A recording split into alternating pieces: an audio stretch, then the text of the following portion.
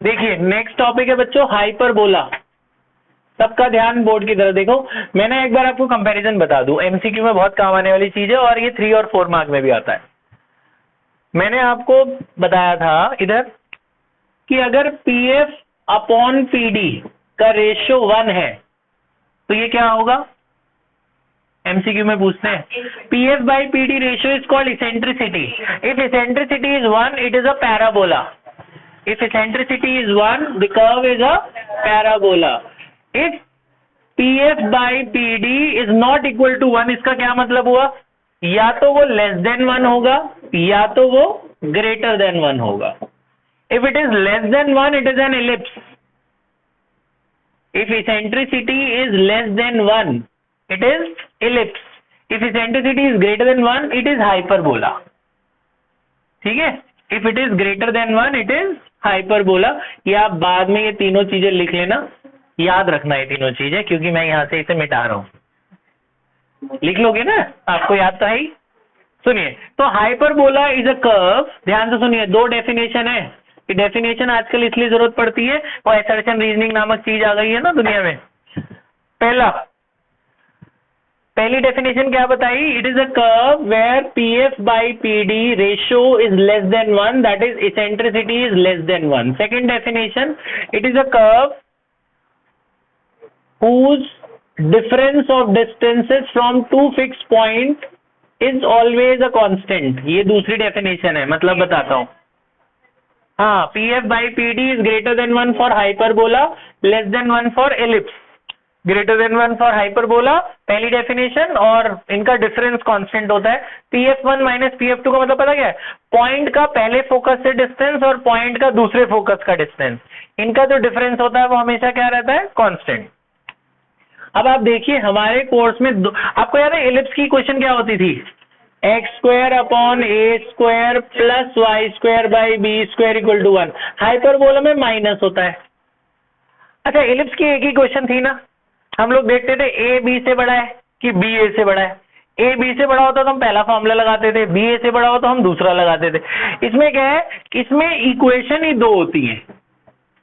इसमें एक equation Y वाली होती है और एक एक्स वाली होती है।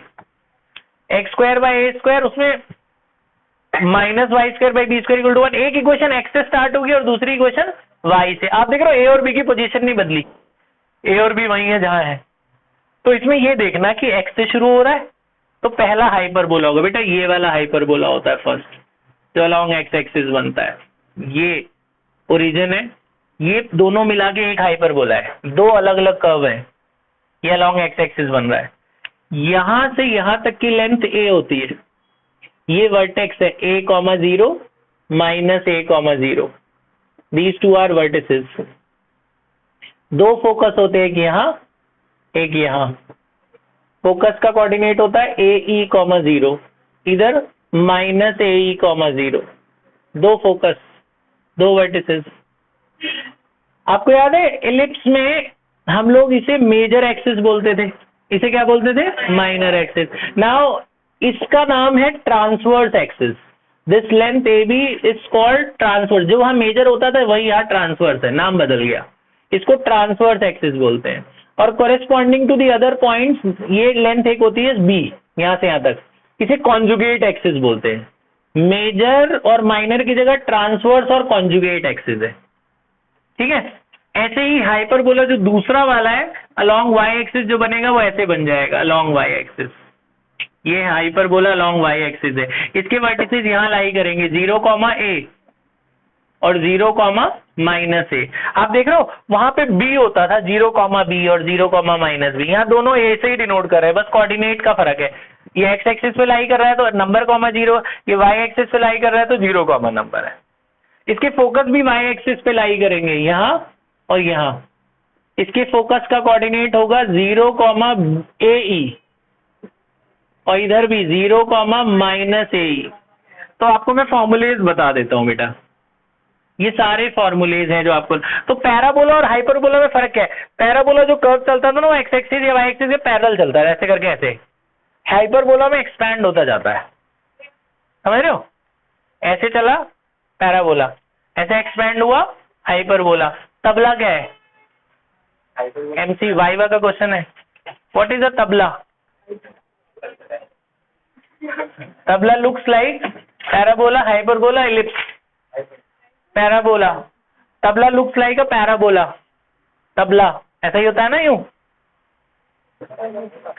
जो आपका ब्रिज है, कोई भी ब्रिज, ब्रिज कैसा दिखेगा?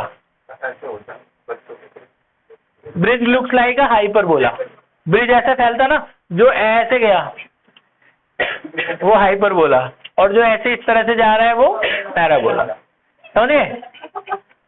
बात समझ में आई? ये जरा मैं इसलिए बता रहा हूँ, वो ना आजकल प्रैक्टिकल बेस्ड क्वेश्चन आ रहे हैं तो इसलिए। अच्छा सुनिए, तो बेटा इसके फॉर्मूले, सबका ध्यान इधर। हाइपरबोला में हमें ये नहीं देखना कि x बड़ा है, a बड़ा है कि b। हाइपरबोला देखना है कि x से स्टार्ट हो रही है इक्वेशन या y से स्टार्ट हो रही है। तो ये मैं फॉर्मूलेज आपके लिए बना रहा हूं टेबल में। ट्रांसवर्स एक्सिस, ट्रांसवर्स एक्सिस का लेंथ कितना होगा? 2a। ट्रांसवर्स एक्सिस का लेंथ क्या होगा? 2a, और यहां भी क्या होगा? 2a। दूसरा कॉन्जुगेट एक्सिस, कॉन्जुगेट एक्सिस होता है 2b, यहां भी 2b। सेम फॉर्म में चलते हैं almost. Vertices, b is this point, यहां से यहां तक एक लेंथ होती है, उसे b डिनोट करते हैं। यहां पे इधर होगी वो। Vertices, vertices plus minus a0, ये दोनों वर्टिसेस हैं। उधर 0, प्लस माइनस a। इसेंट्रिसिटी निकालने के लिए रिलेशन आपको याद है, वहां होता था b square equal to a square 1 minus e square. यहाँ e स्क्वायर माइनस 1 होता है, e पहले आता है 1 बाद में, क्योंकि e इज ग्रेटर देन 1, इसलिए e पहले। ऐसे याद रहेगा तुम्हें, ठीक है? और सेम रिलेशन यहाँ भी होती है, b square equal to a square e square minus 1, same relation.